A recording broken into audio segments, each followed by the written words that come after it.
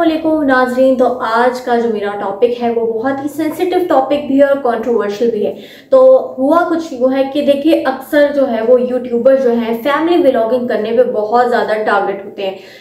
बकाया के जो टिकटॉकर्स हैं या जो भी और कोई यूट्यूबर्स हैं जो फैमिली व्लॉगिंग को बिल्कुल प्रमोट नहीं करते, तो वो इसकी मतलब बहुत ज़्यादा क्या उसे कहते हैं, टांग खींच के लेग पुलिंग करते हैं कि फला जो है वो तो अपनी फैमिली दिखा रहा है यूट्यूब पे, फला जो है वो अपने बीवी बच्चे अपना बेडरूम दिखा रहा है तो भाई उसके व्यूज आ रहे हैं। अच्छा, मुझे एक बात की समझ नहीं आती, यहाँ पे कहती हूँ हर किसी का अपना बिलीफ, अपना ओपिनियन, अपनी राय और सारा कुछ है, ठीक है। अभी मेरी चॉइस है कि मैं यूट्यूब पे मेरे चैनल पे क्या कर रही हूँ, बकाया लोगों की उनकी मर्जी है। अब मैं कौन होती हूँ या वो लोग कौन होते हैं मुझे रोकने या बताने या मेरे बारे टांग खींचने के लिए कि मैं ये क्यों काम कर रही हूँ। ओ भाई, मेरी मर्जी है, मैं एक इंसान हूँ, मेरी अपनी मर्जी है, और अगर कोई मसला होगा तो मेरे माँ बाप अल्हम्दुलिल्लाह हयात है मुझे बताने के लिए। खैर, इस तरह के हम आए रोज कंट्रोवर्सीज वगैरह देखते रहते हैं जो कि मुझे बहुत हद तक नामुनासिब लगती हैं। मतलब हम क्यों किसी की, हम इतने वेले हैं, हम अपनी हमें अपनी कोई टेंशन नहीं है, जो हम दूसरे के गिरेबान में घर में झांक करके भाई फला क्या कर रहा है, और फिर हम एक अलग से वीडियो बनाते हैं, एक अलग से पोस्ट करते हैं और हम बताते हैं कि इसने तो यहाँ ये कर दिया, इसने तो वहाँ वो कर दिया। भाई अपने गिरेबान में आप लोग झांको, मैं तो आप सबको यही कहूँगी। खैर, अब हुआ कुछ यूँ, ये व्लॉग बनाने की जहमत क्यों पड़ी मुझे, तो हुआ कुछ यूँ कि फैमिली व्लॉगिंग पे कुछ लास्ट टाइम तक बहुत ज़्यादा बहस छिड़ी हुई थी सोशल मीडिया पे। काफ़ी जो सेलिब्रिटीज़ हैं हमारे, जो मतलब बाशऊर लोग हैं, साहिब अकल है, वो लोग जो है यूट्यूबर्स को कहने लगे कि ये तो अपनी फैमिली को बेचते हैं। और फिर उन्होंने यूट्यूबर्स ने इन रिटर्न उन सेलिब्रिटीज़ को मुखातिब करके ये कहा कि आप भी तो फिल्म्स में फैमिलीज़ को बेच रहे हो, ये कर रहे हो, इवेंट्स पे जाते हो, ये करते हो, तो फैमिली तो आप लेके जा ही रहे हो, ग्लैमर तो आप दिखा ही रहे हो। हम बात करेंगे आज दो यूट्यूबर्स की, एक शॉपिफाई एक्सपर्ट यानी कि अनस अली, और दूसरा जो फैमिली व्लॉगिंग को बहुत ज़्यादा प्रमोट करते हैं, उनके तो बहनोई बहन सारा ख़ानदान ही इसी तरफ है, यूट्यूब कर रहा है अच्छे से, ठीक है।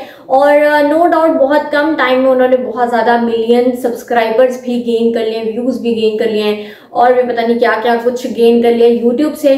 खैर, ये कुछ चीज़ें तो होती हैं जो हम लोग शो ऑफ कर रहे होते हैं कि हमें तो यूट्यूब से भाई इतनी अर्निंग हो गई, अंदर की असलियत अलग ही बात होती है। खैर जी, बढ़ते हैं। तो हो रही थी ये कोई बहस छिड़ी हुई थी सोशल मीडिया पे बहुत ज़्यादा, रजब अली वर्सेस अनस अली की। अब उन दोनों की इतनी खासी कोई जंग छिड़ गई थी कि फैमिली व्लॉगिंग, असल में रजब ने की फैमिली व्लॉगिंग हमेशा से, जैसे मैंने आपको बताया, वो अपने बहनोई सारे लोग जो हैं वो मतलब यूट्यूबर्स हैं, ठीक है। ऑन द अदर साइड एक बंदा शॉपिफाई एक्सपर्ट है बेसिकली, ठीक है, व्लॉगिंग भी करता है लेकिन अपनी फैमिली को इस तरह से ऑनर नहीं करता, ठीक है। तो वो है अनस अली, और अनस अली को पता नहीं कौन सा एक मसला उठा कर उसने कहा है रजब भट्ट जो है वो इस तरह से फेम हासिल किया है, ऐसे फॉलोअर्स और मिलियन व्यूज और सब्सक्राइबर्स, और भाई अगर किया तो भाई उसकी मर्जी है कि नहीं।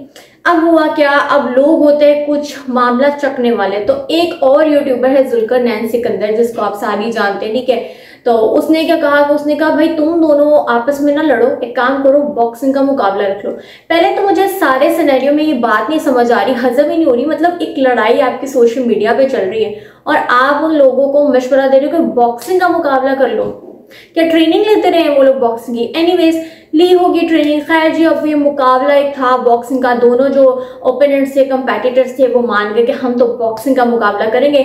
और अभी आई थिंक 29 जून को, हाँ जी, इनका बॉक्सिंग का मुकाबला था, जिसकी जो फ्री एंट्री थी और मेरे ख्याल से जो लाइव स्ट्रीमिंग थी वो भी फ्री थी। और इनकी anas&rajab.com के नाम से प्रॉपर वेबसाइट बनाएगी जिसपे इनकी वो लाइव स्ट्रीमिंग दिखाएगी, और रश भी इंतहा का था। मैंने वीडियोस देखी, यकीनन आप सबने भी देखी होंगी वीडियोस, देखिए बहुत ज्यादा रश था, और बाकायदा वो रेसलिंग रिंग था जिसके अंदर ये लोग बॉक्सिंग का मुकाबला कर रहे थे।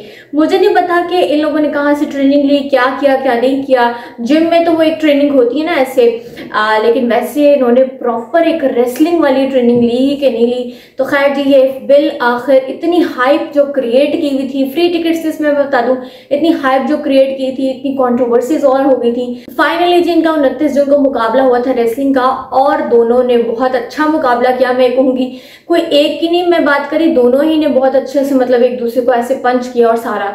लेकिन एंड पे पता नहीं क्या हुआ, एक ऐसी मतलब एक शिकार किया ऊपर अनस अली ने ऐसे करके, और वो जो रजब अली था, रजब भट्ट, वो ऐसे जमीन पे गिर गया, और एकदम से उसके जो साथ टीम थी उन्होंने उसका वो हेलमेट वगैरह खोला, ग्लव्स वगैरह उतारे, पानी शानी पिलाया। मतलब मुझे समझ नहीं आई कि एकदम से मतलब वो इतना अच्छा परफॉर्म कर रहा है, ऐसा भी उसने कौन सा ऐसा मारा कि वो एकदम जमीन पे गिर गया। खैर काफी लोग इस सबको ये भी कह रहे हैं कि रजब भट्ट ने अनस अली से पैसे लिए कि इतने इतने लाख रुपए तुम दो, मैं हारने को तैयार हूँ। खैर ये तो अंदर की बात है, ऐसा हुआ है कि नहीं हुआ। और काफी लोगों का ये भी मानना है कि ये सारा जो कुछ था वो स्क्रिप्टेड था, just for the sake of views. खैर व्यूज के नाम पे क्या क्या कुछ नहीं हो रहा, ये आप सभी बहुत अच्छे से जानते हैं, मुझे बार बार बावर कराने की जरूरत नहीं है।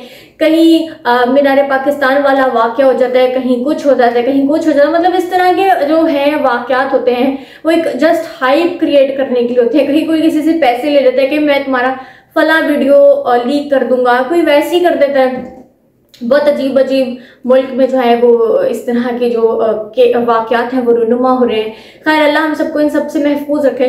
तो हुआ वापस आ गए हम अपने इसी टॉपिक पे। तो हुआ फिर यही कुछ कि रजब भट्ट और अनस अली के दरमियान जो रेसलिंग का मुकाबला था उसमें रजब भट्ट को शिकस्त हुई और अनस अली जो जीत गए। अब मुझे ये समझ नहीं आ रही कि वाकई स्क्रिप्टेड था, प्लांटेड था, क्या था। और एकदम से रजब भट्ट का हिम्मत छोड़ देना, मतलब ठीक है बंदा गिरता है मरने वाला होता है, वो फिर भी हिम्मत नहीं छोड़ता क्योंकि उसे पता है इतने लोगों की मोहब्बत है मुझसे, इतने लोग मुझे फॉलो कर रहे हैं, इतने लोग मुझसे प्यार करते हैं, मेरी इतनी फैन फॉलोइंग है। खैर फिर भी इस तरह से हुआ कि हिम्मत हार दी। और अब जैसे कि लोग कह रहे हैं कि ये सारा प्लांटेड था, स्क्रिप्टेड था व्यूज के लिए और लोगों को इस तरफ लगा दिया। अब होना क्या था बेसिकली, इस फाइटिंग से क्या था, इस रेसलिंग को अगर रजब भट्ट जीत जाता तो उसने कहा था कि अनस अली जो है वो दोबारा कभी मेरी फैमिली व्लॉगिंग पर बात नहीं करेगा और मैं तो पहले उससे मुझे कोई गर्ज नहीं।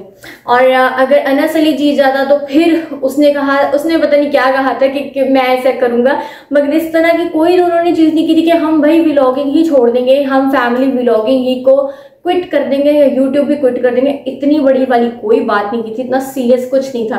तो खैर आप लोग मुझे कमेंट सेक्शन में ये बताएं कि आपको क्या लगता है कि क्या वाकई ये सारा कुछ स्क्रिप्टेड था, प्लांटेड था और रजब भट्ट ने क्या वाकई अनस अली से पैसे लिए थे कि ये सारा तुम करो कराओ फ्री हम करते हैं, बस हाइप क्रिएट हो, लोग बुलाओ और एंड में मैं तुमसे हार जाऊंगा, बस मुझे चंद पैसे या चंद लाख रुपए दे दो।